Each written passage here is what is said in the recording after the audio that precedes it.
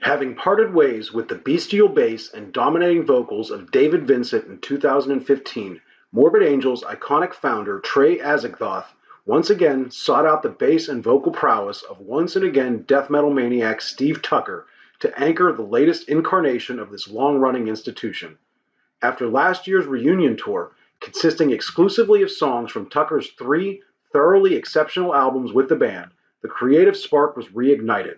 Now 6 years removed from 2011's divisive Illud Divinum Insanus, the legendary Morbid Angel returned with the volcanic outburst Kingdoms Disdained, an incendiary return from the incomparable mind of Trey Azagthoth. Kingdoms Disdained features Dan Vadum Vaughn on guitar, Scott Fuller on drums, and the heralded return of Steve Tucker into the Morbid fold. Opening with a no-nonsense hostile throwdown, Morbid Angel brutalized the listener with piles of dead arms. Strafing with incessant twists and turns, piles of dead arms berates the listener as devastating percussion bombs herald a short guitar warp that brings the oral assault to a close. Next, DEAD issues forth, a maelstrom of twisted Azagthothian logic. DEAD careens from entrancing swarm to strident barrage to a halting schizophrenia. Like crawling through some ancient dungeon, DEAD oozes with a potent dark magic. Garden of Disdain follows, lurking behind a barely contained snarl.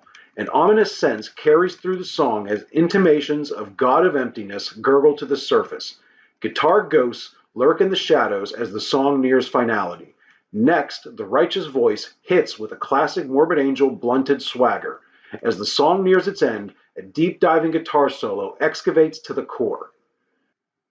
Architect and Iconoclast begins with a slog through a coagulated morbid mire before picking up the pace as the song percusses with malicious operandi. A voracious death snarl from Steve Tucker collapses the atmosphere before a crystalline solo flays the corpse open to all points of the compass. Locked in a stagnating whirlpool, Paradigms Warped finds Trey, Steve, and company opting to take minimal risk. What could have been a creepy, squalling morass of fetid sludge fails to stray from its murky confines, marking the lone song on this album that falls just shy of the mark. However, The Pillars Crumbling finds the boys in Morbid Angel throwing a rollicking curve. Militant buoyancy and an industrial precision bolster the song, while hypnotic guitar runs alternate with lacerating lead work. Next, For No Master represents another forthright face smasher for these death metal innovators. Steve Tucker's vocals collapse your skull with sheer force, then eviscerate the resultant mess with his spiteful delivery. Declaring New Law, Secret Hell swings with an underhanded treachery.